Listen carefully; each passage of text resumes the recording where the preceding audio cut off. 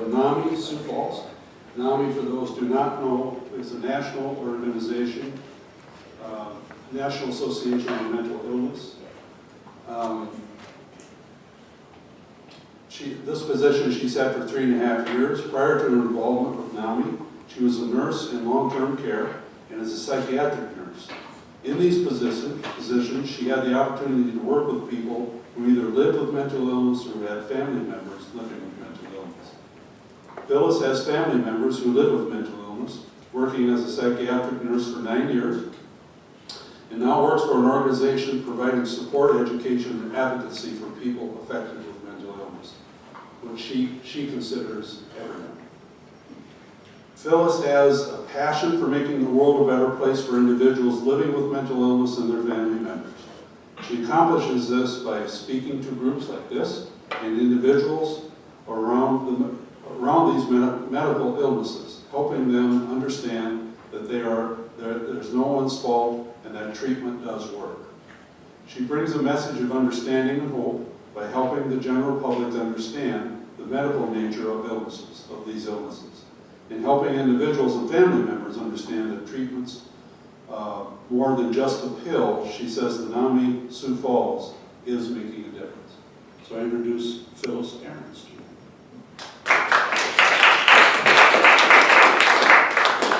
Thank you, Jenny. I am a passionate advocate. I don't know how many of you have heard much about NAMI. I know you've heard the name. Do you really kind of know what we do? All right, I'm going to do a 2-hour presentation in about this much time. Our national headquarters are in Arlington, Virginia, and they are the big picture people.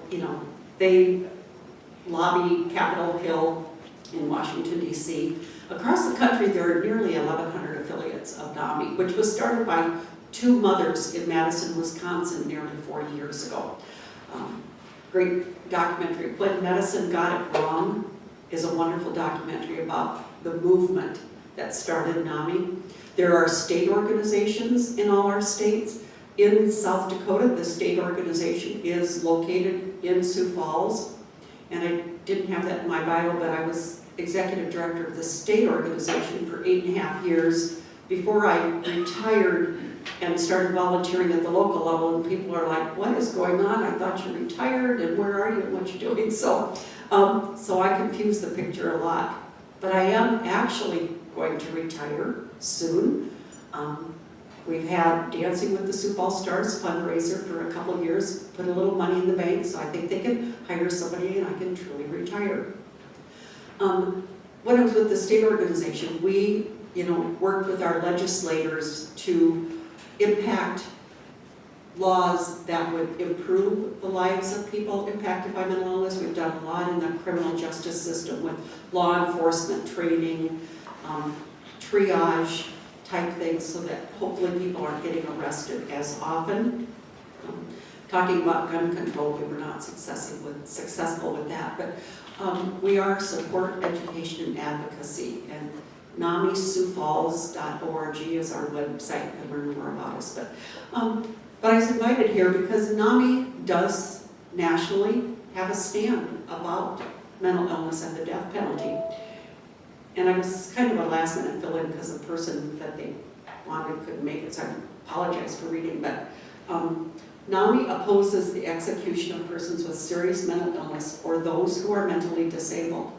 Generally, NAMI opposes the execution of individuals who, when committing the crime, had serious mental illness or mental disability.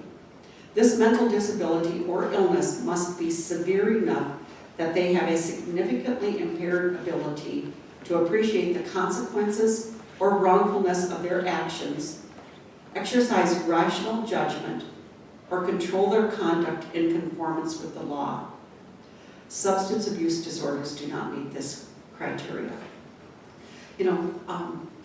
So your former speaker mentioned, I would say, many of the bullet points that I wanted to make too, that I'm really grateful also for the language of psychosis, because mental illness is a continuum. There are people who have a mental illness diagnosis who are able to control the symptoms, with meditation or with changes in their lifestyle, all the way up to people who have the most serious mental illnesses, who have anosognosia and are out of touch with reality and don't know they have a mental illness. Teeny weeny percent of the population, but we all know that's what makes the news. Like we heard, people who have mental illness and it's treated are no more likely to be violent than the general public. It's the people who, let's see, I'm trying to think, I've got it here, like, unfortunately are male, have a history of violence, have a history of substance abuse, in addition to their mental health problems, are the ones who are more likely to be violent.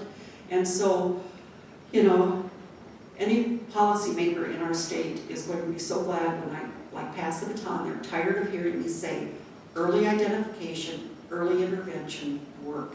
If we would put money into prevention, if we would fund community mental health services, encourage people to become mental health professionals so you don't have to wait months to get an appointment.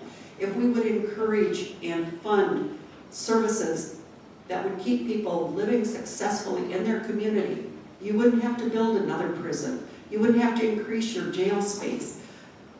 But, we can't get them to buy into prevention. So we need to, help our legislators. While we're promoting this wonderful piece of legislation, we need to also talk about keeping people well in their communities. And, NAMI has a whole bunch of, assisted outpatient treatment.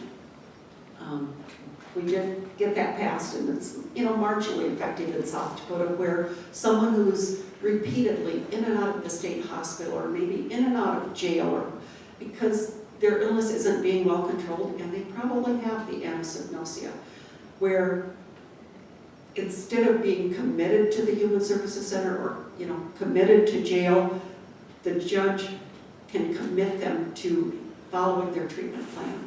You have to do what your treatment providers suggest.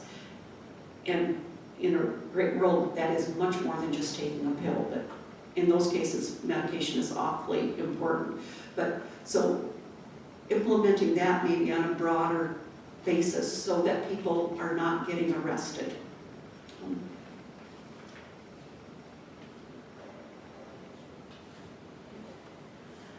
Trying to look at that, talked about that. There were a case of the U.S. Supreme Court decision Ford versus Wainwright regarding competency to be executed. While death row inmates with severe mental illness might be aware of their impending execution and the state's given reason for it, they might not appreciate the reality of their impending death and often harbor delusions about how they will survive the execution process. The U.S. Fifth Circuit Court of Appeals never found a death row inmate incompetent to be executed, even though there were some regulations and things they could have found that considers cases from Texas, Louisiana, and Mississippi. The Texas legislature did not establish a statute governing hearings to determine competency to be executed until 1999. By that time, at least 11 individuals with histories of mental illness had been executed by the state. Ron Honberg, who is an absolute marvel in the NAMI world, did some talking about this. And I'm just going to read Ron's blog to give you an idea of where NAMI come from. And this is from November 29th, 2014. The title is, "Texas will carry out one of the most outrageous executions of our time if it puts to death a mentally ill man." On Wednesday, Texas plans to administer a lethal injection to Scott Panetti, a man with severe mental illness who was convicted of a murder while representing himself in court wearing a cowboy costume. If the state does so, a miserable spectacle of a trial will have led to one of the most outrageous executions of our time. When Panetti went on trial in 1995 in Kerrville, Texas, he had already been hospitalized more than a dozen times for psychosis related to his schizophrenia. With his life in the balance, he was permitted by the court to argue his own case. He did so in a Tom Mix-style purple cowboy costume and a 10-gallon hat. Among the famous witnesses he tried to call to the stand were President Kennedy, Pope John Paul II, and Jesus Christ. After Panetti took the stand to testify, he spoke to himself in different voices and assumed the persona of Sarge, the alter ego he believed was responsible for killing Panetti's mother-in-law and father-in-law with a hunting rifle. The result of Panetti's circus of a trial was a death sentence. It should never have happened that way. The court could have stepped in and insisted on representation by outside counsel. It failed to do so. The court also refused to accept Panetti's highly relevant medical records into evidence because he had scribbled all over them with cartoons and ruminations. There are multiple legal safeguards that are meant to protect the inherent dignity and civil rights of Americans with mental illness when they come into the criminal justice system. Most people assume, especially those informed by portrayals in television, books, and movies, that the United States doesn't execute people with severe mental illness. They wrongly presume that people with mental illness are protected by our laws. Unfortunately, as Panetti's case illustrates, the safeguards can and do fail. We do execute people with severe mental illness. And now Panetti, 56, may be the next horrifying example of this failure. Panetti has been diagnosed with schizophrenia, a serious mental illness characterized by hallucinations and delusions. As is common, his schizophrenia began to manifest in his late adolescence when he began hearing voices. Although he had been repeatedly hospitalized, Panetti was delusional and not receiving treatment when he shaved his head in 1992, dressed in army fatigues, and took the lives of his in-laws. The afternoon of the killings, he turned himself in to the police. In the 1986 case Ford versus Wainwright, the U.S. Supreme Court ruled that it is unconstitutional to execute people who are insane. Yet the U.S. Fifth Circuit Court of Appeals, which rules on federal litigation from Texas and other southern states, has never found any prisoner incompetent for execution due to mental illness. In Panetti versus Quaterman, the nation's highest court decided in 2007 that a prisoner who does not have a rational understanding of why he is being executed cannot be put to death for a crime. However, in determining that the execution could proceed, the Fifth Circuit, despite compelling evidence to the contrary, ignored Panetti's persistent irrational beliefs about his impending execution. And now Panetti, who has a fixed delusion that Satan, working through the state of Texas, is trying to kill him to stop him from preaching Christ's word to other inmates, and is just days away from death by lethal injection unless his execution is stopped. Before Panetti went to court, before the crime occurred, he was extremely ill and in great need of help. Trapped in his belief that the devil was hunting him, Panetti washed the walls of his home and buried his furniture in the backyard. He was hospitalized shortly before the crime, but was released without follow-up care, a common occurrence for people with serious mental illness. There is no question that Panetti must be incarcerated. However, his execution, particularly as the product of an unreliable legal process, would be immoral and serve no purpose, either in retribution or to prevent similar crimes. Either the courts must step in to stay this travesty, or Texas Governor Rick Perry must commute Panetti's sentence to life. Otherwise, the state will kill an individual who is so ill and delusional that he cannot begin to comprehend his fate. And I thought I copied it off, but I think because of Ron Homburg's editorial in the paper, they did stay his execution. But that's just one of the many stories we hear out there about people who have serious mental illness not getting the representation they deserve, and the courts not understanding that, like we say, at the time the crime was committed, they did not know what they were doing or that it was wrong. Oftentimes they are responding to some command in their brain, you know, that's telling them they need to do this for self-preservation or for the preservation of the world. So I think, yeah, questions? Because we're kind of running out of time. Yeah. You described the continuum of mental Mm-hmm. illness. One of you said absent gnosia. Is this absent knowledge or gnosis? Well, I don't know what that. anosognosia, oh, and who didn't like jargon? Anosognosia is a diagnosis where you don't know you're ill. And it was actually discovered in people who had had a stroke, who didn't know a part of their body wasn't working. And actually my grandmother had that. She had a stroke and she called her Arm Molly. You know, my grandmother just knew she could get out of her wheelchair and she could go to the kitchen and make pies if only Molly would do what she was supposed to do, because she didn't know Molly didn't work. And so anosognosia, you know, I've done some work with Dr. Javier Amador, who talks about this a lot, where in his book he'll say, you know, if someone told me to take insulin for diabetes, no way in heck am I going to take insulin for diabetes because I don't have diabetes. If I have schizophrenia or something but I don't know I've got it, why in the world would I take these pills that make my hands shake or make me gain weight, but I'm not ill? And so, you know, you could probably address that whole better than me too, that whole, you know, how do you engage someone then who doesn't know they're ill? And that's a whole day seminar in itself. But anosognosia means you don't know you're ill. I said that. What's the other end of the spectrum?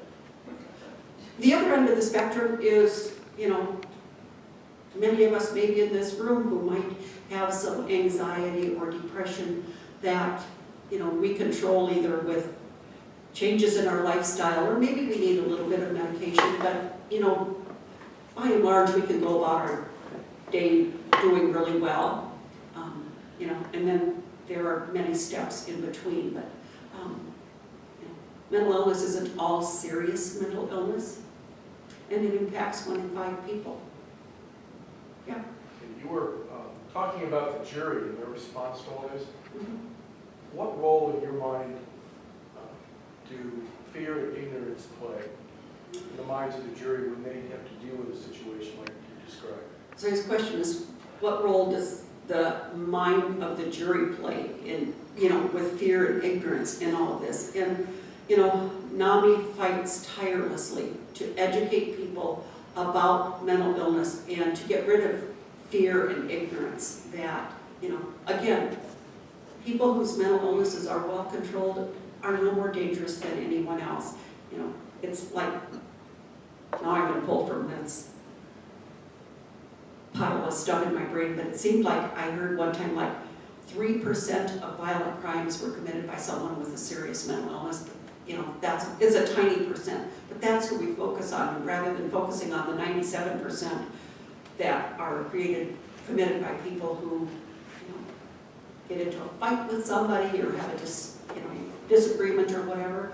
But, you know, we try to educate people all the time about the reality of mental illness, and you don't have to be afraid. But you know, when what the media puts out promotes fear and ignorance, that's what many jury members are going to come to the trial in the back of their mind. Okay, thank you, Phyllis. Thank you so much. And on Facebook, like NAMI Sioux Falls, all spelled out, and you can kind of keep tabs on what we do and how we're making an impact in the world. So thank you for having me, Danny. I appreciate it. You're welcome. Thank you so much for coming. I asked Phyllis to come kind of on short notice. I saw her this week, hospice chaplain, so she spoke to the hospice volunteers and talked about a wonderful program they have going in the schools around suicide. So, you know, another reason I wanted Phyllis to come is if you know of anyone with a mental illness, you know that you have contact now with NAMI